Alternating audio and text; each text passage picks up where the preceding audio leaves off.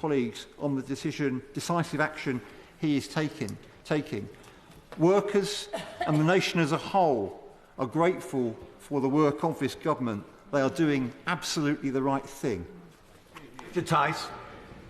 Thank you, Mr. Deputy Speaker. Well, my honourable friend, the member for Clacton, and I have been calling for British Steel to be a strategic national corporation for some 6 years. We said to this previous administration, we said the last thing they should do is sell it to the Chinese, but they ignored our splendid advice, because what this requires is long-term investment. The problem, as we all know, is that it's been beset by short-termism, short-term thinking, and, of course, by the vast energy costs in this country, electricity costs, partly caused by net stupid zero and the carbon tariffs.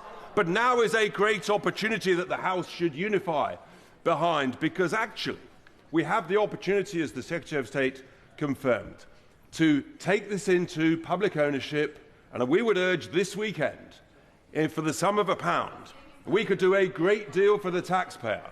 We should invest in refurbishing and relining these blast furnaces in the same way the French are doing in just Dunkirk. They're spending €250,000 in Dunkirk, so we should do the same. We should bring in excellent global expertise to help British Steel. And if we do those things, if we have long-term procurement contracts on the raw materials, including the opportunity to use our own British coal from Cumbria that this government declined, that would create more jobs and it would save transport costs, including the opportunity for long-term procurement contracts for the products that British Steel produces. These are the opportunities, how you make a long-term, viable business for British Steel, for the taxpayer. You can bring in long-term patient capital. If we do these things, then everything that we want, which is that actually primary steelmaking is a vital strategic asset.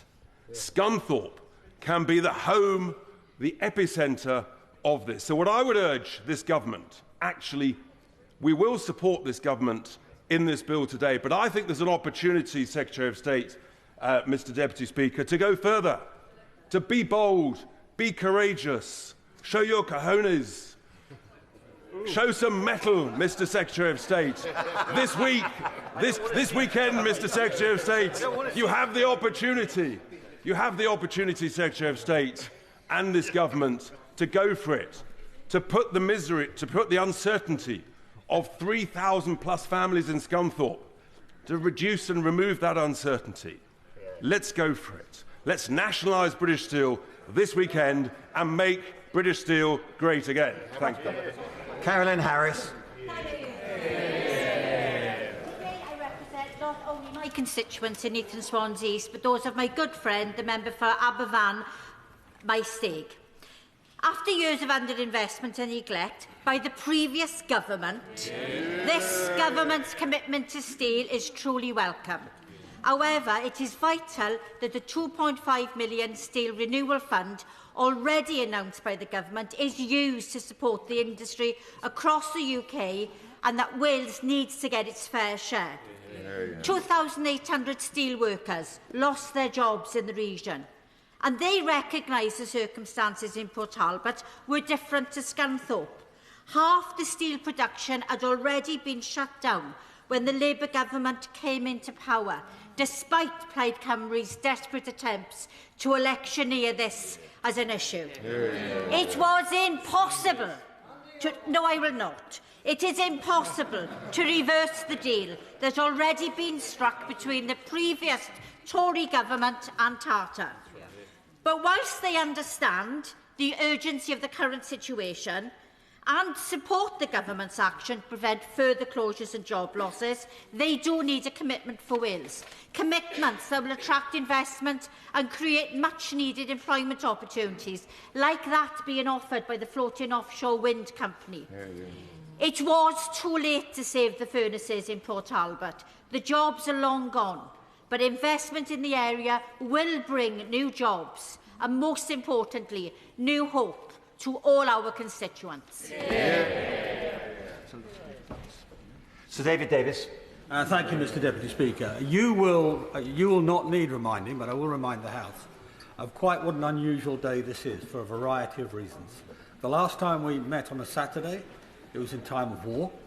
And the last time we put a bill through in one day, it was the beginning of the pandemic. So that's how serious the disastrous circumstance we find ourselves in, how serious those circumstances are. I'm assuming, frankly, Mr Deputy Speaker, that this House is going to accept this bill today. So I'm going to address my comments directly at the Secretary of State. It is a nationalisation in all but name bill at one level in terms of the powers it gives. Indeed, it actually gives more powers than a nationalisation bill. It will allow the government to do things that it couldn't do under a nationalisation bill.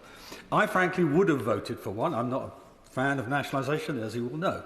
I would have voted for nationalisation. I will vote for this bill for a simple reason. This buys us time. It's a reprieve, not a rescue. I think that's what people have to understand. And I say this to the Honourable Gentleman for Boston and Skegness. I don't agree with him in terms of his strategic nationalisation argument. Nationalisation under these circumstances buys the Secretary of State time and leverage. And he needs to be able to make his own judgment as to when he exercises that time and leverage. We got just a hint of a view of how complex this game that that Yingya are playing is. And in fact, if anything, if I were going to recommend an amendment to the bill, it would be to limit the amount of money, i.e. to 1 penny, that the government could pay to Yingya, because then the government couldn't, no court could challenge it, and they would know full well they're not on line to make money out of the British taxpayer. So I think we have to look at it in strategic and tactical terms, in terms of what we're trying to do. Will she forgive me? I think lots of people are trying to get in. I'm going to refer to something she said in a minute. If she really needs to come in, I'll let her in then. But so we're trying to manage a disaster for Scunthorpe, which is local to me, as she knows, and my community, members of my community work at Scunthorpe. The knock-on in economic effects will be much bigger than one town. It will be thousands upon thousands of people all round. And, of course, a disaster as well for our last primary steelmaker.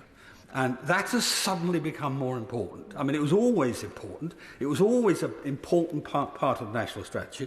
But Mr. Trump has made it a vital piece, an unavoidable piece of national strategy.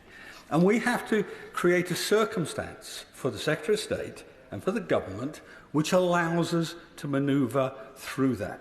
Now, that does mean, as people have said already, an energy policy that makes this operation viable. Now, not just viable when it's owned by the state, viable, commercially viable. It means, and that means an energy policy which is not the highest energy costs of our competitors, which where it is now. It also means we have to think very hard about carbon supply.